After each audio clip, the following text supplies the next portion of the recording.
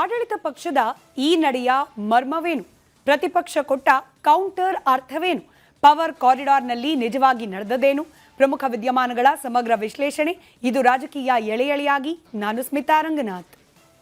BJP ರಾಷ್ಟ್ರೀಯ ಅಧ್ಯಕ್ಷ ನಿತಿನ್ ನಬೀನ್ ತಮ್ಮ ಸಂಘಟನೆಯ ಹೊಸ ರಾಷ್ಟ್ರೀಯ ಪದಾಧಿಕಾರಿಗಳ ಅಧಿಕೃತ ಪಟ್ಟಿ ರಿಲೀಸ್ ಮಾಡಿದ್ದಾರೆ. ಮುಂಬರುವ ವಿವಿಧ ರಾಜ್ಯಗಳ ವಿಧಾನಸಭೆ ಚುನಾವಣೆ 2029ರ ಸಾರ್ವತ್ರಿಕ ಎಲೆಕ್ಷನ್ ದೃಷ್ಟಿಯಿಂದ ಹಳೆಯ ಮುಖಗಳಿಗೆ ಕೋಕ್ ನೀಡಿರೋ ಸಾಧ್ಯತೆ ಇದೆ. ಹೊಸ ಪಟ್ಟಿಯಲ್ಲಿ ಸ್ಮೃತಿ ಇರಾನಿಗೂ ಅವಕಾಶ ಸಿಕ್ಕಿದೆ. ರಾಷ್ಟ್ರೀಯ ಬಿಜೆಪಿ ಯುವ ಮೋರ್ಚಾ ಅಧ್ಯಕ್ಷ ತೇಜಸ್ವಿ ಸೂರ್ಯ ಅವರನ್ನ ಮುಂದುವರಿಸಲಿಲ್ಲ ಯಾಕೆ? ಐಟಿ ಸೆಲ್ನಲ್ಲಿ ಅಮಿತ್ ಮಾಳ್ವಿಯಾಗೆ ಕೋಕ್ ಕೊಟ್ಟಿದ್ಯಾಕೆ? ಕರ್ನಾಟಕದಿಂದ ಯಾರಿಗೆ ಸಿಕ್ಕಿದೆ ಚಾನ್ಸ್? ಎಲ್ಲ ವಿವರಗಳನ್ನ ನೋಡೋಣ ಎಳೆಯಾಗಿ.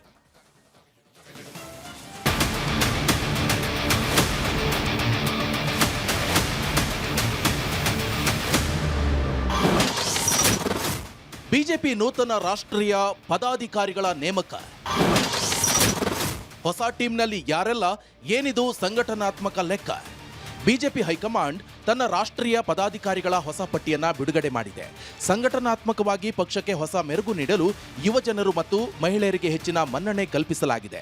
ಮಾಜಿ ಉಪಾಧ್ಯಕ್ಷರು ಹಾಗೂ ಕಾರ್ಯದರ್ಶಿಗಳಲ್ಲಿ ಕೆಲವರನ್ನ ಕೈಬಿಡಲಾಗಿದ್ದು, ಮುಂಬರುವ ಮಹಾರಾಷ್ಟ್ರ, ಜಾರ್ಖಂಡ್ ಹಾಗೂ ದೆಹಲಿ ಸೇರಿದಂತೆ 7 ರಾಜ್ಯಗಳ ವಿಧಾನಸಭಾ ಚುನಾವಣೆಗಳನ್ನು ದೃಷ್ಟಿಯಲ್ಲಿ ಇಟ್ಟುಕೊಂಡು ಜಾತಿ ಹಾಗೂ ಪ್ರಾದೇಶಿಕ ಸಮತೋಲನ ಕಾಯ್ದುಕೊಳ್ಳಲಾಗಿದೆ ಅನ್ನೋ ಮಾತು ಕೇಳಿ ಬರ್ತಾ ಇದೆ. 2029ರ ಲೋಕಸಭಾ ಚುನಾವಣೆಯ ದೀರ್ಘಾವಧಿ ರಾಜಕೀಯ ಲೆಕ್ಕಾಚಾರ ಹಾಗೂ ಮುಂಬರುವ ಪ್ರಮುಖ ರಾಜ್ಯಗಳ ಚುನಾವಣೆಗಳನ್ನು ಗೆಲ್ಲಲು ನಿತಿನ್ ನಬೀನ್ ನೇತೃತ್ವದ ನೂತನ ಪಡೆ ಸರ್ವಸನ್ನದ್ಧವಾದಂತೆ ಕಾಣಿಸ್ತಾ ಇದೆ.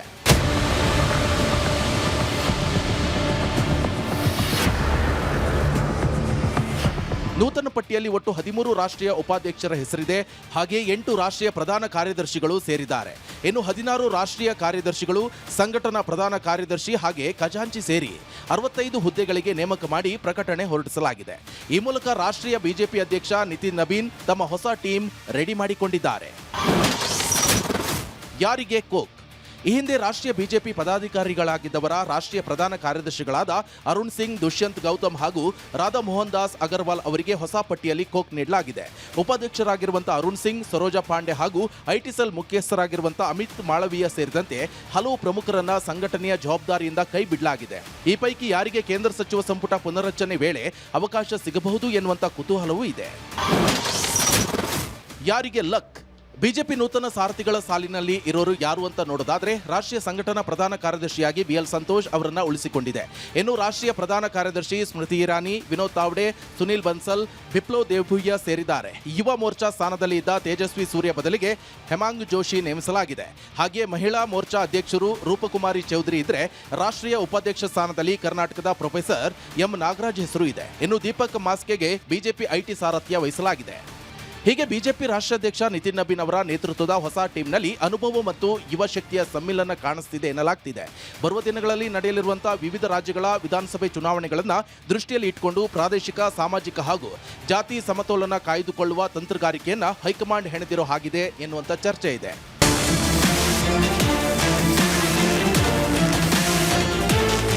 2024ರ ಲೋಕಸಭಾ ಚುನಾವಣೆಯ ಅಮೇಥಿ ಸೋಲಿನ ನಂತರ ತೆರೆಮರೆಗೆ ಸರಿದಿರುವಂತಹ ಮಾಜಿ ಕೇಂದ್ರ ಸಚಿವೆ ಸ್ಮೃತಿ ಇರಾನಿಗೆ ಈ ಬಾರಿ ಅತ್ಯಂತ ಪ್ರಭಾವಿ ಬಡ್ತಿ ಒಲಿದಿದೆ. ಬಿಜೆಪಿಯ ರಾಷ್ಟ್ರೀಯ ಪ್ರಧಾನ ಕಾರ್ಯದರ್ಶಿಯಾಗಿ ನೇಮಕ ಮಾಡಲಾಗಿದೆ. ಉತ್ತರ ಪ್ರದೇಶ ಹಾಗೂ ರಾಷ್ಟ್ರೀಯ ಮಟ್ಟದಲ್ಲಿ ಪ್ರಮುಖ ಜವಾಬ್ದಾರಿ ವಹಿಸಲು ಹೈಕಮಾಂಡ್ ತೀರ್ಮಾನಿಸಿದೆ. ಸ್ಮೃತಿ ಇರಾನಿ ಸಂಘಟನಾ ಕ್ಷಮತೆ ಬರಲಿರುವಂತಹ ರಾಜ್ಯ ಚುನಾವಣೆಗಳಲ್ಲಿ ಸಂಪೂರ್ಣವಾಗಿ ಬಳಸಿಕೊಳ್ಳುವುದು ಬಿಜೆಪಿ ಹೈಕಮಾಂಡ್ನ ಪ್ರಮುಖ ತಂತ್ರವಾಗಿದೆ ಅನ್ನೋ ಚರ್ಚೆಗಳಿವೆ. ಮಹಿಳೆಯರಿಗೆ ಪ್ರಾತಿನಿಧ್ಯ.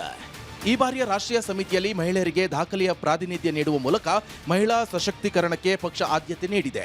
ಮಾಜಿ ಸಿಎಂ ವಸುಂಧರಾ ರಾಜೆ ಸಿಂಧಿಯಾ, ಡಿ ಪುರಂದರೇಶ್ವರಿ ಹಾಗೂ ರೇಖಾ ವರ್ಮಾ ಅವರನ್ನ ರಾಷ್ಟ್ರೀಯ ಉಪಾಧ್ಯಕ್ಷರನ್ನಾಗಿ ಮುಂದುವರಿಸಲಾಗಿದೆ.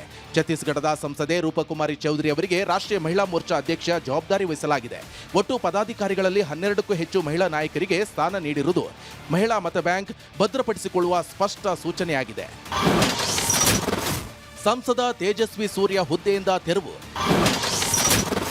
ಯುವ ಮೋರ್ಚಾಗೆ ಹೊಸ ಸಾರಥಿ ನೇಮಕ. ಬೆಂಗಳೂರು ದಕ್ಷಿಣ ಸಂಸದ ತೇಜಸ್ವಿ ಸೂರ್ಯ ಸುದೀರ್ಘ ಕಾಲ ಬಿಜೆಪಿಯ ಯುವ ಮೋರ್ಚಾ ರಾಷ್ಟ್ರೀಯ ಅಧ್ಯಕ್ಷರಾಗಿ ಕಾರ್ಯನಿರ್ವಹಿಸಿದರು. ತೇಜಸ್ವಿ ಸೂರ್ಯ ಸೆಪ್ಟೆಂಬರ್ 2020ರಿಂದ ಬಿಜೆಪಿಯ ಯುವ ಮೋರ್ಚಾದ ರಾಷ್ಟ್ರೀಯ ಅಧ್ಯಕ್ಷರಾಗಿದ್ದರು. ಆ ಸಮಯದಲ್ಲಿ ದೇಶದ ಅತ್ಯಂತ ಕಿರಿಯ BJYM ಅಧ್ಯಕ್ಷ ಎಂಬ ಹೆಗ್ಗಳಿಕೆಗೆ ಪಾತ್ರವಾಗಿದ್ರು. ಯುವ ಮೋರ್ಚಾದ ರಾಷ್ಟ್ರೀಯ ಅಧ್ಯಕ್ಷರಾಗಿ ಹೈಕಮಾಂಡ್ಗೂ ಇವರ ಕಾರ್ಯವೈಖರಿಯ ಬಗ್ಗೆ ತೃಪ್ತಿ ಇರಲಿಲ್ಲವೆನ್ನಲಾಗ್ತಿದೆ. ಅಥವಾ ಸಂಪುಟ ಪುನರಚನೆಯಲ್ಲಿ ಅವಕಾಶ ನೀಡುವ ಪ್ಲಾನ್ ಇರಬಹುದು ಅನ್ನೋ ಮಾತಿದೆ. ಹೀಗಾಗಿ ಯುವ ಮೋರ್ಚಾಕ್ಕಿಂತಲೂ ಹೆಚ್ಚಿನ ಜವಾಬ್ದಾರಿ ಅವರನ್ನ ಕಾಯ್ದಿರಬಹುದು ಅಂತ ಹೇಳಲಾಗ್ತಿದೆ. ಆದರೆ ಬ್ರಾಹ್ಮಣ ಸಮುದಾಯ ಪ್ರತಿನಿಧಿಸುವ ಪ್ರಹ್ಲಾದ್ ಜೋಶಿ ಅವರು ಸಂಪುಟದಲ್ಲಿ ಪ್ರಮುಖ ಖಾತೆಯೊಂದಿಗೆ ಪ್ರತಿನಿಧಿಸುತ್ತಿದ್ದಾರೆ. ಹೀಗಿರುವಾಗ ಅದೇ ಸಮುದಾಯದ ಮತ್ತೊಬ್ಬರಿಗೆ, ಅದು ಕೂಡ ಕರ್ನಾಟಕ ರಾಜ್ಯದಿಂದಲೇ ಅವಕಾಶ ಕೊಡ್ತಾರೆ ಎನ್ನುವಂಥ ಚರ್ಚೆಯೂ ಜೋರಾಗಿದೆ.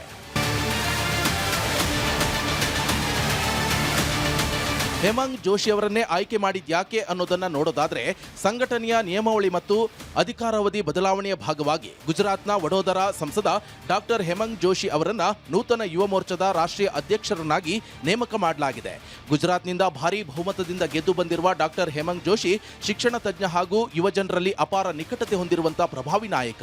ಸದ್ಯ ಬದಲಾದ ರಾಜಕೀಯ ಚಿತ್ರಣದಲ್ಲಿ ಜೆನ್ಸಿ ಮತದಾರರು ಹಾಗೂ ಯುವ ಮತದಾರರನ್ನ ಸೆಳೆಯಲು ಸಾಂಪ್ರದಾಯಿಕ ಶೈಲಿಯ ಜೊತೆಗೆ ವೈಜ್ಞಾನಿಕ ಹಾಗೂ ಶೈಕ್ಷಣಿಕ ಹಿನ್ನೆಲೆಯುಳ್ಳ ಯುವ ನಾಯಕತ್ವದ ಅಗತ್ಯವಿತ್ತು.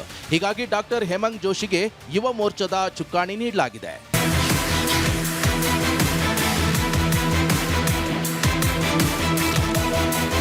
ಬಿಜೆಪಿ ರಾಷ್ಟ್ರಾಧ್ಯಕ್ಷ ನಿತಿನ್ ನಬೀನ್ ನೇತೃತ್ವದ ನೂತನ ಪಡೆ ಹೊಸತನದಿಂದ ಕೂಡಿದೆ. ಅನುಭವ, ಯುವಶಕ್ತಿ ಮತ್ತು ಮಹಿಳಾ ಪ್ರಾತಿನಿಧ್ಯದ ಸಮತೋಲಿತ ಮಿಶ್ರಣವಾಗಿದೆ ಎನ್ನಲಾಗ್ತಾ ಇದೆ. ಇದು ಮುಂಬರುವ ರಾಜ್ಯಗಳ ಕಠಿಣ ಚುನಾವಣಾ ಕಣದಲ್ಲಿ ಹೊಸ ಡಿಜಿಟಲ್ ಹಾಗೂ ಸಂಘಟನಾತ್ಮಕ ತಂತ್ರಗಾರಿಕೆ ಎಷ್ಟರ ಮಟ್ಟಿಗೆ ಪರಿಣಾಮಕಾರಿಯಾಗಲಿದೆ ಅನ್ನೋ ಕುತೂಹಲ ಇದೆ. ಇದರ ನಡುವೆ ಈಗ ಚರ್ಚೆಗೆ ಗ್ರಾಸವಾಗಿರೋ ಕೇಂದ್ರ ಸಚಿವ ಸಂಪುಟ ಪುನರ್ರಚನೆ ವಿಚಾರ, ರಾಜ್ಯ ಬಿಜೆಪಿ ಘಟಕದ ಅಧ್ಯಕ್ಷರ ಬದಲಾವಣೆ ಸೇರಿದಂತೆ ಪದಾಧಿಕಾರಿಗಳ ಬದಲಾವಣೆ, ರಾಜ್ಯ ಬಿಜೆಪಿ ಜಾತಿ ಸಮೀಕರಣ, 2028ರ ವಿಧಾನಸಭಾ ಚುನಾವಣಾ ರಾಜಕಾರಣ, ಈ ಎಲ್ಲ ವಿವರಗಳು ಈ ಎಳೆ ರಾಜಕೀಯದ ಮುಂದಿನ ಎಳೆ.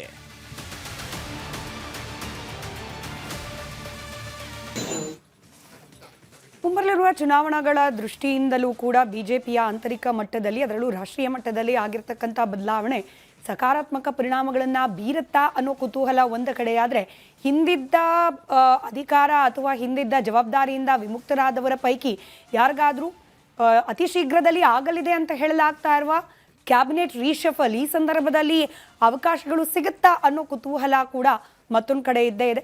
ಮಹಿಳೆಯರಿಗೆ ಆದ್ಯತೆ ಅನ್ನೋ ವಿಚಾರವನ್ನು ಈ ಬಾರಿಯ ಈ ಪಟ್ಟಿಯಲ್ಲೂ ಕೂಡ ಪ್ರದರ್ಶನ ಮಾಡುವ ಪ್ರಯತ್ನವನ್ನು ರಾಷ್ಟ್ರೀಯ ಮಟ್ಟದಲ್ಲಿ ಬಿಜೆಪಿ ತಂಡ ಮಾಡಿದೆ. ಹಾಗೆ ಕನ್ನಡಿಗರಿಗೆ ನಿನ್ನೆ ಕೂಡ ಈ ವಿಚಾರವನ್ನು ನಾವು ಪ್ರಸ್ತಾಪ ಮಾಡಿದ್ವಿ. ಕನ್ನಡಿಗರಿಗೆ ಇದ್ದ ಅವಕಾಶವನ್ನು, ಇದ್ದ ಅಧಿಕಾರವನ್ನು, ಸ್ಥಾನಮಾನವನ್ನು ಮುಂದುವರಿಸಿರೋದು ಒಂದಾದರೆ, ಹೆಚ್ಚುವರಿಯಾಗಿ ನಾಗರಾಜ್ ಅವರಿಗೂ ಕೂಡ ಒಂದು ಸ್ಥಾನಮಾನ ಸಿಕ್ಕಿರೋದು, ಅಲ್ಲಿಗೆ ಕನ್ನಡಿಗರಿಗೂ ಕೂಡ ಸ್ಥಾನಮಾನ ಕಲ್ಪಿಸಲಾಗಿದೆ ಅನ್ನೋ ರೀತಿಯಲ್ಲಿ ಮೇಲ್ನೋಟಕ್ಕೆ ಕಂಡು ಬರ್ತಾ ಇದೆ. ಇದನ್ನು ಹೊರತುಪಡಿಸಿ ಚುನಾವಣಾ ದೃಷ್ಟಿಯಿಂದ ನಾನಾಗಲೇ ಹೇಳಿದ ಹಾಗೆ ಈಗಾಗಿರುವ ಬದಲಾವಣೆಗಳು ಯಾವ ರೀತಿಯಾಗಿ ಪರಿಣಾಮ ಬೀರಬಹುದು ಅನ್ನೋ ಕುತೂಹಲ ಇದ್ದೇ ಇದೆ. ಮತ್ತಷ್ಟು ಡೀಟೇಲ್ಸ್ ನನ್ನ ಕಲೀಗ್ ವೀರೇಂದ್ರ ಒಪ್ಪಂದ ನೀಡ್ತಾ ಹೋಗ್ತಾರೆ, ನೇರ ಸಂಪರ್ಕದಲ್ಲಿದ್ದಾರೆ. ವೀರೇಂದ್ರ, ಈಗ ಬದಲಾವಣೆ ಅಂತ ಹೇಳಿ ಏನಾಗಿದೆ ರಾಷ್ಟ್ರೀಯ ಮಟ್ಟದ ಬಿಜೆಪಿಯಲ್ಲಿ, ಸಂಘಟನಾತ್ಮಕವಾಗಿ ಒಂದಷ್ಟು ಸಕಾರಾತ್ಮಕ ಪರಿಣಾಮಗಳು ಮುಂಬರಲಿರುವ ಚುನಾವಣೆಗಾಗಲಿ ಅನ್ನೋ ದೃಷ್ಟಿಯಿಂದಲೇ ಆಗಿರ್ಲಿಕ್ಕೆ ಸಾಧ್ಯ. ಸೊ ಹೇಗೆ ಸಹಾಯಕ ಆಗಬಹುದು ಈ ಬದಲಾವಣೆ? ಈ ಬದಲಾವಣೆಯ ಹಿಂದಿರುವ ಉದ್ದೇಶಗಳು, ಚಿಂತನೆಗಳು, ಇದ್ರ ಬಗ್ಗೆ ಬೇರೆನೆಲ್ಲ ಮಾಹಿತಿ ಲಭ್ಯವಾಗ್ತಾ ಇದೆ? ಸ್ಮಿತಾ, ಉದ್ದೇಶ ಮತ್ತು ಚಿಂತನೆ ನೋಡಿ, 7 ರಾಜ್ಯಗಳ ಚುನಾವಣೆ, ರಾಜ್ಯ ವಿಧಾನಸಭಾ ಚುನಾವಣೆಗಳಿದೆ. ಒಂದು ವರ್ಷದಲ್ಲಿ 7 ರಾಜ್ಯಗಳ ಚುನಾವಣೆಯನ್ನು ಎದುರಿಸಲಿಕ್ಕೆ ಸಜ್ಜಾಗಿ ಅವ್ರು ಮಾಡಿದ್ದಾರೆ. ನೀವು ನೋಡಿ, ಲಿಸ್ಟ್ ನೋಡ್ತಾ ಹೋಗಿ, ಬಹುತೇಕ ಪ್ರಮುಖ ಸ್ಥಾನಮಾನಗಳು, ಉದಾಹರಣೆಗೆ ಈಗ ಇಲ್ಲಿ ಕರ್ನಾಟಕದ ತೇಜಸ್ವಿ ಸೂರ್ಯ ಇದ್ರಲ್ಲ, ರಾಷ್ಟ್ರೀಯ ಬಿಜೆಪಿ ಯುವ ಮೋರ್ಚಾದ ಅಧ್ಯಕ್ಷ ಸ್ಥಾನ ಗುಜರಾತ್ ಅವರಿಗೆ ಕೊಟ್ಟಿದ್ದಾರೆ. ಅಂದರೆ ನೀವು ಹಾಗೆ ನೋಡ್ತಾ ಹೋಗಿ, ಅದು ಉತ್ತರಾಖಂಡ ಆಗಿರ್ಬೋದು, ಪಂಜಾಬ್ ಆಗಿರ್ಬೋದು, ದೆಹಲಿ ಆಗಿರ್ಬೋದು, ಅಂದರೆ ಯಾವ್ಯಾವ ರಾಜ್ಯಗಳಲ್ಲಿ ಚುನಾವಣೆ ಬರಲಿಕ್ಕಿದೆಯೋ ಆ ರಾಜ್ಯಗಳಿಗೆ ಹೆಚ್ಚು ಒತ್ತು ಕೊಟ್ಟು ಸ್ಥಾನಮಾನಗಳನ್ನ ಕೊಟ್ಟಿರೋದು ಮೇಲ್ನೋಟಕ್ಕೆ ಗೋಚರಿಸ್ತಾ ಇದೆ. ಮತ್ತು ನೀವು ಹೇಳಿದ್ರಲ್ಲ, ಯಾರೆಲ್ಲ ಈಗ ಸ್ಥಾನವನ್ನು ಕಳ್ಕೊಂಡಿದ್ದಾರೆ ಅವರಿಗೆ ಸಚಿವ ಸಂಪುಟ ಪುನರ್ರಚನೆಯ ಚರ್ಚೆ ಈಗ ಮುನ್ನೆಲೆಗೆ ಬಂದಿದೆಯಲ್ಲ, ಅಲ್ಲೂ ಅವಕಾಶ ಸಿಗ್ಬೋದಾ ಅಂದರೆ, ತೇಜಸ್ವಿ ಸೂರ್ಯ ಹೆಸರೇ ಇದೆ, ಅವ್ರನ್ನ ಸಚಿವ ಸಂಪುಟಕ್ಕೆ ತೆಗೆದುಕೊಳ್ಬೋದು ಅನ್ನುವಂಥ ಚರ್ಚೆ ಮುನ್ನೆಲೆಗೆ ಬಂದಿದೆ. ನೋಡಿ, ನೀವು ಇತಿಹಾಸ ನೋಡಿದ್ರು ಕೂಡ ಸ್ಮಿತಾ, ನೋಡಿ, ಈ ಹಿಂದೆ ಅನುರಾಗ್ ಠಾಕೂರ್ ರಾಷ್ಟ್ರೀಯ ಬಿಜೆಪಿ ಯುವ ಮೋರ್ಚಾ ಅಧ್ಯಕ್ಷರಾಗಿದ್ದರು. ಅವರ ಅವಧಿ ಮುಗಿತಾ ಇದ್ದ ಹಾಗೆ ಅವ್ರನ್ನ ಸಚಿವ ಸಂಪುಟಕ್ಕೆ ತೆಗೆದುಕೊಂಡ್ರು ನರೇಂದ್ರ ಮೋದಿ ಅವರು. ಮೊದಲು ರಾಜ್ಯ ಸಚಿವರಾಗಿ ತೆಗೆದುಕೊಂಡ್ರು, ಅದಾದ ನಂತರ ಕ್ಯಾಬಿನೆಟ್ ಮಿನಿಸ್ಟರ್ ಆದರು. ಮತ್ತು ಆಗ ಕೊಟ್ಟದ್ದು ಕೂಡ ಬಹಳ ಪ್ರಮುಖವಾದ, ರಾಜ್ಯ ಸಚಿವರಾಗಿದ್ದಾಗಲೂ ಕೂಡ ಅವರಿಗೆ ಹಣಕಾಸು ಖಾತೆಯ ಜವಾಬ್ದಾರಿಯನ್ನು ಕೊಟ್ಟಿದ್ದರು ಅಂಥೇಳಿ.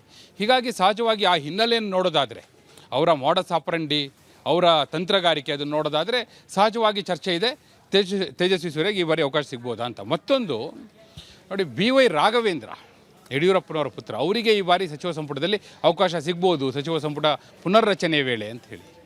ಯಾಕಂದರೆ ಇಲ್ಲಿ ರಾಜ್ಯಾಧ್ಯಕ್ಷರ ಬದಲಾವಣೆಯ ಚರ್ಚೆ ಇದೆಯಲ್ಲ, ಆ ಹಿನ್ನೆಲೆಯಲ್ಲೂ ಕೂಡ ಅದು ಚರ್ಚೆಗೆ ಮುನ್ನೆಲೆಗೆ ಬಂದಿದೆ. ಮತ್ತು ನೋಡಿ ಎಂ ನಾಗರಾಜ್ ಅವರಿಗೆ ಏನು ಅವಕಾಶ ಕೊಟ್ಟಿದ್ದಾರಲ್ಲ, ಅದು ಕೂಡ ರಾಷ್ಟ್ರೀಯ ಉಪಾಧ್ಯಕ್ಷ ಸ್ಥಾನಮಾನವನ್ನು ಕೊಟ್ಟಿರುತ್ತದೆ. ಅದರ ಹಿನ್ನೆಲೆಯ ತಂತ್ರಗಾರಿಕೆ ಏನಂದರೆ, ನಾವು 7 ರಾಜ್ಯಗಳನ್ನ ಬಿಟ್ಟು ಈಗ ಕರ್ನಾಟಕದ ದೃಷ್ಟಿಯಿಂದ ಮಾತಾಡೋದಾದರೆ ಸ್ಮಿತಾ, ಅವರು ಕುರುಬ ಸಮುದಾಯವನ್ನು ಪ್ರತಿನಿಧಿಸ್ತಾರೆ. ಅಂದರೆ ಹಿಂದುಳಿದ ವರ್ಗಕ್ಕೆ, ಕುರುಬ ಸಮುದಾಯಕ್ಕೆ BJP ಇಲ್ಲಿ ಅವಕಾಶವನ್ನು ಮುಕ್ತವಾಗಿ ತೆರೆದಿಟ್ಟಿದೆ. ಈ ಹೇಳಿಕೆಯನ್ನು ಪ್ರಹ್ಲಾದ್ ಜೋಶಿಯವರು ಹುಬ್ಬಳ್ಳಿಯಲ್ಲಿ ನಿಂತು ಕೊಟ್ಟಿದ್ದರು, ಅದಕ್ಕೆ ಇಂಪ್ಲಿಮೆಂಟ್ ಆಗ್ತಾ ಇದೆ ಅನ್ನೋದು. ಮೊದಲು ಅವರಿಗೆ ರಾಜ್ಯಸಭಾ ಸ್ಥಾನವನ್ನು ಕೊಟ್ಟರು, ಅದರ ಬೆನ್ನಿಗೆ ಈಗ ರಾಷ್ಟ್ರೀಯ ಉಪಾಧ್ಯಕ್ಷ ಸ್ಥಾನವನ್ನು ಕೊಟ್ಟಿದ್ದಾರೆ. ಅಂದರೆ ಕರ್ನಾಟಕದಲ್ಲಿ ಸಿದ್ದರಾಮಯ್ಯನವ್ರನ್ನ ಮುಖ್ಯಮಂತ್ರಿ ಪಟ್ಟದಿಂದ ಕೆಳಗಿಳಿಸಿದ ನಂತರ ಆ ಸಮುದಾಯವನ್ನು ಸೆಳೆಯುವಂಥ ಪ್ರಯತ್ನ ಈ ಮೂಲಕ ಆಗ್ತಾ ಇದೆ ಅನ್ನುವಂಥ ಸಂದೇಶ ಇದರ ಮೂಲಕ ಹೋಗ್ತಾ ಇದೆ ಅಂಥೇಳಿ. ಇನ್ನು ಈಗ BL ಸಂತೋಷ್ ಅವರು ಹಿಂದೆಯೂ ಕೂಡ ಸಂಘಟನಾ ಪ್ರಧಾನ ಕಾರ್ಯದರ್ಶಿ ಆಗಿದ್ದರು. ಅಂದರೆ RSS ಹಾಗೂ ಪಕ್ಷದ ನಡುವೆ ಒಂದು ಬ್ರಿಡ್ಜ್ ಆಗಿ ಅವರು ವರ್ಕ್ ಮಾಡ್ತಾರೆ. ಅದನ್ನು ಮುಂದುವರಿಸಿದ್ದಾರೆ, ಅದರಲ್ಲಿ ಯಾವುದೇ ವಿಶೇಷ ಇಲ್ಲ, ಅದು ಅತ್ಯಂತ ನಿರೀಕ್ಷಿತ ಆಗಿತ್ತು ಅಂತ. ಉಳಿದಂತೆ ಈಗ ಯಾರನ್ನೆಲ್ಲ ಕೈ ಬಿಟ್ಟಿದ್ದಾರಲ್ಲ ಸ್ಮಿತಾ, ಈಗ ಯಾರೆಲ್ಲ ಹಿಂದೆ ಇದ್ದರು ಅವ್ರನ್ನ ಮುಂದುವರಿಸಿಲ್ಲ ಅನ್ನುವಂಥ ಚರ್ಚೆ ಭಾಳ ಇದೆ. ಆದರೆ ಒಂದನ್ನು ನಾವು ಗಮನಿಸಬೇಕು, ಯಾರ್ಯಾರನ್ನ ಈಗ ಈ ಹಿಂದೆ ಪದಾಧಿಕಾರಿಗಳಾಗಿದ್ದರು ಅವ್ರನ್ನ ಕೈ ಬಿಟ್ಟಿದ್ರು ಕೂಡ ಆ ಪೈಕಿ ಬಹುತೇಕರು ಸಚಿವ ಸಂಪುಟ ಪುನರ್ರಚನೆಯ ಸಂದರ್ಭದಲ್ಲಿ ಅವಕಾಶವನ್ನು ಪಡೆಯಬಹುದು ಅನ್ನುವ ಚರ್ಚೆಯೂ ಕೂಡ ಇದೆ. ಯಾಕಂದರೆ ಯಾರೆಲ್ಲ ಅಲ್ಲಿ ಅಂದರೆ ತಮ್ಮ ಪರ್ಫಾರ್ಮೆನ್ಸ್, ಈಗ ಹೇಳ್ತಾರಲ್ಲ ಟೆಸ್ಟೆಡ್ ಆ್ಯಂಡ್ ಟ್ರಸ್ಟೆಡ್ ಲೀಡರ್ಶಿಪ್ ಅಂತಾರಲ್ಲ, ಅಂತಹ ನಾಯಕರನ್ನು ಕೂಡ ಈಗ ಪದಾಧಿಕಾರಿಗಳ ಪಟ್ಟಿಯಿಂದ ಕೈಬಿಟ್ಟರು. ಅದೇ ಯಾಕೆ ಅನ್ನುವಂಥ ಪ್ರಶ್ನೆ ಇತ್ತು. ಬಹುತೇಕ ಅವ್ರನ್ನ ಸಚಿವ ಸಂಪುಟ ಪುನರ್ರಚನೆ ಸಂದರ್ಭದಲ್ಲಿ ಅವ್ರನ್ನ ಸಂಪುಟಕ್ಕೆ ತೆಗೆದುಕೊಳ್ಳುವಂಥ ಸಾಧ್ಯತೆ ಇದೆ ಅನ್ನುವಂಥ ಚರ್ಚೆಯೂ ಕೂಡ ಇದೆ. ಆ ದೃಷ್ಟಿಯಿಂದ ನೋಡೋದಾದರೆ ಈಗ ಪದಾಧಿಕಾರಿಗಳ ಪಟ್ಟಿ ಏನು ನಿತಿನ್ ನವೀನ್ ಅವರು ರಾಷ್ಟ್ರೀಯ BJP ಅಧ್ಯಕ್ಷರಾಗಿ ಬಂದ ನಂತರ ಅವ್ರದ್ದೇ ಆದ ಒಂದು ಟೀಮ್ ಮಾಡ್ಕೋತಾರೆ ಅಂತ ಇತ್ತು. ಮತ್ತು ಸಚಿವ ಸಂಪುಟ ಪುನರ್ರಚನೆಯನ್ನು ಕೂಡ ಡಿಫರ್ ಮಾಡಿದ್ದು ಇದೇ ಕಾರಣಕ್ಕಾಗಿ. ಮೊದಲು ನಿತಿನ್ ನವೀನ್ ಅವರು ಅವರ ಟೀಮ್ನ ರೆಡಿ ಮಾಡ್ಕೊಳ್ಳಿ, ಅದಾದ ನಂತರ ಸಚಿವ ಸಂಪುಟ ಪುನರ್ರಚನೆಗೆ ಕೈ ಹಾಕೋಣ ಅನ್ನೋದೇ ಚರ್ಚೆಯಲ್ಲಿತ್ತು. ಅದೇ ಪ್ರಕಾರ ಮಾಡಿದ್ದಾರೆ. ನೋಡಿ, ಒಂದು ಮೂಲದ ಮಾಹಿತಿಯ ಪ್ರಕಾರ ಇನ್ನೇನು ಕೆಲವೇ ದಿನಗಳಲ್ಲಿ, ಅಂದರೆ ಬೆರಳೆಣಿಕೆಯಷ್ಟು ದಿನಗಳಲ್ಲಿ ಸಚಿವ ಸಂಪುಟ ಪುನರ್ರಚನೆ ಆಗುತ್ತೆ ಅನ್ನುವಂಥದ್ದಿದೆ. ಆಗ ಈಗ ಯಾರನ್ನೆಲ್ಲ ಕೈ ಬಿಟ್ಟಿದ್ದಾರಲ್ಲ ಪದಾಧಿಕಾರಿಗಳ ಪಟ್ಟಿಯಿಂದ, ಆ ಪೈಕಿ ಯಾರೆಲ್ಲ ಅವಕಾಶವನ್ನು ಪಡಿಬೋದು ಅನ್ನೋದನ್ನು ನೋಡ್ಬೋದು. ಯಾಕಂದರೆ ನಿಮಗೆ ಗೊತ್ತಿದೆ, ನರೇಂದ್ರ ಮೋದಿ ಹಾಗೂ ಅಮಿತ್ ಶಾ ಅವರ ಲೀಡರ್ಶಿಪ್ನಲ್ಲಿ ಯಾವುದನ್ನು ಕೂಡ ಯಾರು ಗೆಸ್ ಮಾಡಲಿಕ್ಕೆ ಸಾಧ್ಯ ಇಲ್ಲ. ಇಂಥವರೇ ಆಗ್ತಾರೆ, ಇಂಥವ್ರು ಸಚಿವ ಸಂಪುಟ ಸೇರೇ ಬಿಡ್ತಾರೆ. ಇದನ್ನು ಹಿಂದೆ ವಾಜಪೇಯಿ ಹಾಗೂ ಅಡ್ವಾಣಿ ಕಾಲದಲ್ಲಿ ಎಲ್ಲರೂ ಕೂಡ ಗೆಸ್ ಮಾಡ್ಬೋದಾಗಿತ್ತು. ಈಗ ಅದಿಲ್ಲ. ಯಾಕಂದರೆ ಅನಿರೀಕ್ಷಿತವಾದಂಥ ಎಂಟ್ರಿಗಳೇ, ಅಂದರೆ ಸರ್ಪ್ರೈಸ್ ಅಂತಾರಲ್ಲ, ಇವರು ಸರ್ಪ್ರೈಸನ್ನು ಮೀರಿ ಶಾಕ್ ಕೊಡೋದ್ರಲ್ಲಿ ಎತ್ತಿದ ಕೈ. ಅಂತಹ ಸಾಧ್ಯತೆಗಳು ಕೂಡ ಸಚಿವ ಸಂಪುಟ ಪುನರ್ರಚನೆ ಸಂದರ್ಭದಲ್ಲಿ ನಾವು ನಿರೀಕ್ಷೆ ಮಾಡ್ಬೋದು. ಸ್ಮಿತಾ. ರೈಟ್, ಧನ್ಯವಾದ ವೀರೇಂದ್ರ ಮಾಹಿತಿಗಾಗಿ. ಇನ್ನು ಕೇಂದ್ರ ಸಚಿವ ಸಂಪುಟ ಪುನಾರಚನೆಯ ಬೃಹತ್ ಕಸರತ್ತಿನ ನಡುವೆ ಕರ್ನಾಟಕ ರಾಜ್ಯ BJPಯ ಚುಕ್ಕಾಣಿ ಯಾರ ಕೈಗೆ ಸಿಗುತ್ತೆ, ಹಾಗೆ ದೆಹಲಿ ಅಂಗಳದಲ್ಲಿ ಕನ್ನಡಿಗರಿಗೆ ಲಭಿಸಲಿರುವ ಹೊಸ ಜವಾಬ್ದಾರಿಗಳು ಯಾವ್ದ್ಯಾವುದು, ಮುಂಬರಲಿರುವ 7 ರಾಜ್ಯಗಳ ಚುನಾವಣಾ ತಂತ್ರಗಾರಿಕೆ, ಮೈತ್ರಿ ಲೆಕ್ಕಾಚಾರ, ಹಾಗೆ ಕರ್ನಾಟಕದ ಪ್ರಭಾವಿ ನಾಯಕರ ಸಚಿವ ಸ್ಥಾನದ ಬದಲಾವಣೆಗಳ ಸಂಪೂರ್ಣ ವಿಶ್ಲೇಷಣಾತ್ಮಕ ವರದಿ ನೋಡೋಣ ಎಳೆಯಾಗಿ.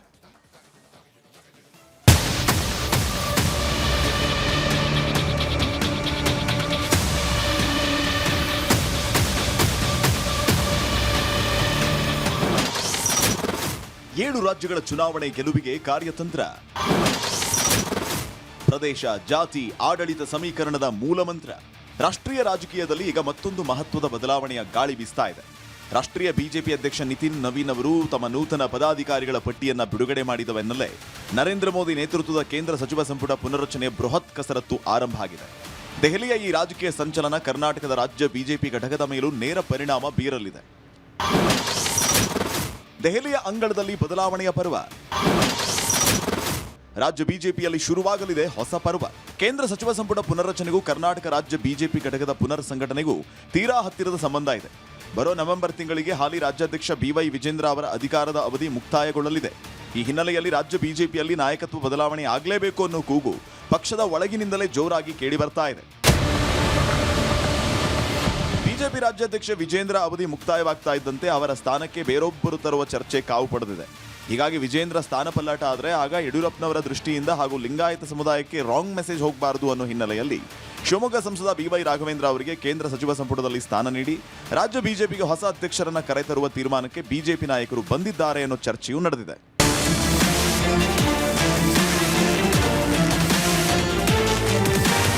ಮತ್ತೊಂದೆಡೆ ನಿನ್ನೆ ಬಿಡುಗಡೆಯಾದ ರಾಷ್ಟ್ರೀಯ BJP ಪದಾಧಿಕಾರಿಗಳ ಪಟ್ಟಿಯಲ್ಲಿ ತೇಜಸ್ವಿ ಸೂರ್ಯ ಅವರನ್ನ ರಾಷ್ಟ್ರೀಯ BJP ಯುವ ಮೋರ್ಚಾ ಅಧ್ಯಕ್ಷ ಸ್ಥಾನದಿಂದ ಮುಕ್ತಗೊಳಿಸಲಾಗಿದೆ.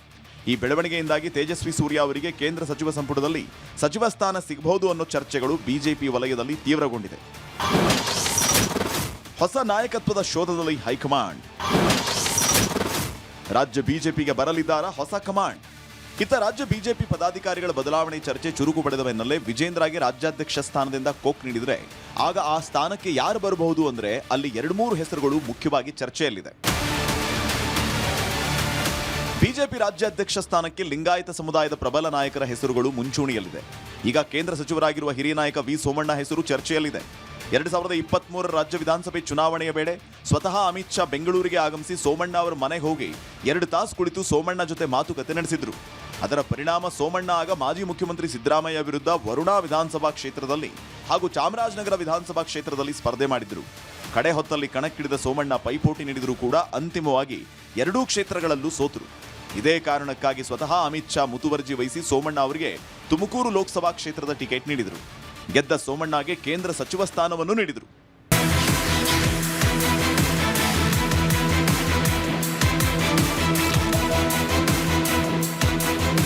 ಹೀಗೆ ಸೋಮಣ್ಣ ಪಕ್ಷದ ನಿರ್ದೇಶನ ಪಾಲಿಸಿದ ಕಾರಣ ಅವರಿಗೆ ಕೇಂದ್ರ ಸಚಿವ ಸ್ಥಾನ ಸಿಕ್ಕಿದೆ. ಇದೇ ನಿಯತ್ತಿನ ಕಾರಣಕ್ಕೆ ಈಗ ಬಿಜೆಪಿ ರಾಜ್ಯಾಧ್ಯಕ್ಷ ಸ್ಥಾನಕ್ಕೂ ಅವರ ಹೆಸರು ಕೇಳಿ ಬಂದಿದೆ. ಸೋಮಣ್ಣ ಮಾತ್ರವಲ್ಲ, ಇನ್ನಿಬ್ಬರು ಪ್ರಮುಖ ಲಿಂಗಾಯತ ನಾಯಕರ ಹೆಸರು ಈಗ ಬಿಜೆಪಿ ರಾಜ್ಯಾಧ್ಯಕ್ಷ ಸ್ಥಾನಕ್ಕೆ ಚರ್ಚೆಯಲ್ಲಿದೆ. ಇತ್ತ ಪಂಚಮಸಾಲಿ ಲಿಂಗಾಯತ ಸಮುದಾಯದ ಮುರುಗೇಶ್ ನಿರಾಣಿ ಅಥವಾ ಅರವಿಂದ್ ಬೆಲ್ಲದ ಇವರಲ್ಲಿ ಒಬ್ಬರಿಗೆ ರಾಜ್ಯಾಧ್ಯಕ್ಷ ಪಟ್ಟ ಸಿಗುವ ಸಾಧ್ಯತೆಯ ಬಗ್ಗೆ ಚರ್ಚೆ ನಡೆದಿದೆ. ಅದೇ ಸಮಯದಲ್ಲಿ ಒಕ್ಕಲಿಗ ಸಮುದಾಯವನ್ನು ಓಲೈಸುವ ಭಾಗವಾಗಿ ಶೋಭಾ ಕರಂದ್ಲಾಜೆ ಅವರ ಹೆಸರು ಕೂಡ ರಾಜ್ಯಾಧ್ಯಕ್ಷರ ರೇಸಲ್ಲಿ ಪ್ರಮುಖವಾಗಿ ಕೇಳಿ ಬರ್ತಾ ಇದೆ. ಒಂದು ವೇಳೆ ಶೋಭಾ ಕರಂದ್ಲಾಜೆ ಅವರು ಬಿಜೆಪಿ ರಾಜ್ಯಾಧ್ಯಕ್ಷರಾಗಿ ನಿಯುಕ್ತಿಗೊಂಡ್ರೆ ಆಗ ರಾಜ್ಯ ಬಿಜೆಪಿಗೆ ಮೊದಲ ಮಹಿಳಾ ಅಧ್ಯಕ್ಷೆ ಬಂದಂತಾಗುತ್ತೆ. ಮಹಿಳಾ ಮೀಸಲಾತಿ ರಾಜಕೀಯ ಚರ್ಚೆಯ ಮಧ್ಯೆ ಮಹಿಳೆಗೆ ರಾಜ್ಯ ಬಿಜೆಪಿ ಅಧ್ಯಕ್ಷ ಗಾದಿ ನೀಡಿದರೆ ಆಗ ಮಹಿಳಾ ದಾಳವನ್ನು ರಾಜಕೀಯವಾಗಿ ಉರುಳಿಸಿದ ಲೆಕ್ಕಾಚಾರವೂ ಇದರ ಹಿಂದಿದೆ ಎನ್ನಲಾಗಿದೆ. ಇಲ್ಲೊಂದು ಕುತೂಹಲಕಾರಿ ರಾಜಕೀಯ ಲೆಕ್ಕಾಚಾರ ನಡೀತಾ ಇದೆ. ಒಂದು ವೇಳೆ ಸೋಮಣ್ಣ ಅವರು ರಾಜ್ಯ ಬಿಜೆಪಿಯ ನೂತನ ಅಧ್ಯಕ್ಷರಾಗಿ ನಿಯೋಜನೆಗೊಂಡ್ರೆ ಶೋಭಾ ಕರಂದ್ಲಾಜೆ ಅವರಿಗೆ ಕೇಂದ್ರದಲ್ಲಿ ಕ್ಯಾಬಿನೆಟ್ ದರ್ಜೆ ಸಚಿವೆಯಾಗಿ ಬಡ್ತಿ ಸಿಗುವ ಸಾಧ್ಯತೆ ಇದೆ ಎನ್ನಲಾಗ್ತಾ ಇದೆ. ಬದಲಾಗಲಿದೆ ರಾಜ್ಯ ಬಿಜೆಪಿಯ ರಾಜಕೀಯ ಸಮೀಕರಣ. 2028ರ ಚುನಾವಣೆ ಗುರಿಯಾಗಿಟ್ಕೊಂಡು ರಾಜಕಾರಣ. ಇದಕ್ಕೆ ಉಲ್ಟಾ ಅನ್ನುವಂತೆ ಶೋಭಾ ಕರಂದ್ಲಾಜೆ ಅವರು ರಾಜ್ಯ ಬಿಜೆಪಿಯ ಚುಕ್ಕಾಣಿ ಹಿಡಿದರೆ ವಿ ಸೋಮಣ್ಣ ಅವರು ಕೇಂದ್ರದಲ್ಲಿ ಕ್ಯಾಬಿನೆಟ್ ಸಚಿವರಾಗಿ ಪ್ರಮೋಷನ್ ಪಡೆಯಲಿದ್ದಾರೆ. ಈ 2 ಸಾಧ್ಯತೆಗಳ ಸುತ್ತ ಹೈಕಮಾಂಡ್ ತೀವ್ರವಾಗಿ ಮಂಥನ ನಡೆಸ್ತಾ ಇದೆ. ಇಷ್ಟೇ ಅಲ್ಲದೆ ಬೆಂಗಳೂರು ಕೇಂದ್ರ ಲೋಕಸಭಾ ಕ್ಷೇತ್ರದ ಸಂಸದ ಪಿಸಿ ಮೋಹನ್ ಅವರಿಗೂ ಕೂಡ ಈ ಬಾರಿ ಕೇಂದ್ರ ಸಚಿವ ಸಂಪುಟದಲ್ಲಿ ಸಚಿವ ಸ್ಥಾನ ಸಿಗುವ ಸಾಧ್ಯತೆ ಬಗ್ಗೆಯೂ ಚರ್ಚೆ ನಡೆದಿದೆ. ಸಂಪುಟ ಪುನರ್ರಚನೆ ಜೊತೆ ಖಾತೆ ಮರು ಹಂಚಿಕೆ ಆಟ. ಕೇಂದ್ರದ ಸಂಭಾವ್ಯ ಸಚಿವರ ಪಟ್ಟಿಯಲ್ಲಿ ಕನ್ನಡಿಗರ ಓಟ. ಕೇಂದ್ರ ಶಿಕ್ಷಣ ಸಚಿವರಾಗಿದ್ದ ಧರ್ಮೇಂದ್ರ ಪ್ರಧಾನ್ ಅವರು ನೀಟ್ ಪ್ರಶ್ನೆ ಪತ್ರಿಕೆ ಸೋರಿಕೆ ಹಗರಣದ ಹಿನ್ನೆಲೆ ಕೇಂದ್ರ ಸಚಿವ ಸ್ಥಾನಕ್ಕೆ ರಾಜೀನಾಮೆ ನೀಡಿದ ನಂತರ ಶಿಕ್ಷಣ ಇಲಾಖೆಯ ಹೆಚ್ಚುವರಿ ಜವಾಬ್ದಾರಿಯನ್ನು ಪ್ರಹ್ಲಾದ್ ಜೋಶಿ ಅವರಿಗೆ ನೀಡಲಾಗಿತ್ತು. ಈಗ ಸಂಪುಟ ಪುನರ್ರಚನೆಯಲ್ಲಿ ಜೋಶಿ ಅವರ ಖಾತೆ ಬದಲಾವಣೆ ಆಗುತ್ತಾ ಅಥವಾ ಶಿಕ್ಷಣ ಖಾತೆಯನ್ನು ಮುಂದುವರಿಸ್ತಾರಾ ಅನ್ನೋ ಕುತೂಹಲ ಇದೆ. ಇಷ್ಟೇ ಅಲ್ಲ, ಪ್ರಹ್ಲಾದ್ ಜೋಶಿ ಅವರನ್ನ ಕೇಂದ್ರದಿಂದ ಬಿಡುಗಡೆ ಮಾಡಿ ಕರ್ನಾಟಕ ಬಿಜೆಪಿ ಹಾಗೂ ಜೆಡಿಎಸ್ ಮಧ್ಯೆ ಸಮನ್ವಯ ಸಮಿತಿ ರಚಿಸಿ ಅದಕ್ಕೆ ಅಧ್ಯಕ್ಷರನ್ನಾಗಿ ಮಾಡುವ ಮೂಲಕ ರಾಜ್ಯ ರಾಜಕೀಯಕ್ಕೆ ವಾಪಸ್ ಕಳಿಸಲಾಗುತ್ತಾ ಅನ್ನೋ ಚರ್ಚೆಯೂ ಜೋರಾಗಿದೆ. ಮತ್ತೊಂದು ಕಡೆ ಬೆಂಗಳೂರು ಗ್ರಾಮಾಂತರ ಲೋಕಸಭಾ ಕ್ಷೇತ್ರದ ಸಂಸದ ಡಾಕ್ಟರ್ ಸಿಎನ್ ಮಂಜುನಾಥ್ ಅವರಿಗೆ ಕೇಂದ್ರ ಸಚಿವ ಸ್ಥಾನ ನೀಡುವ ಬಗ್ಗೆ ಹೈಕಮಾಂಡ್ ಒಲವು ತೋರಿದಂತೆ ಕಾಣ್ತಾ ಇದೆ.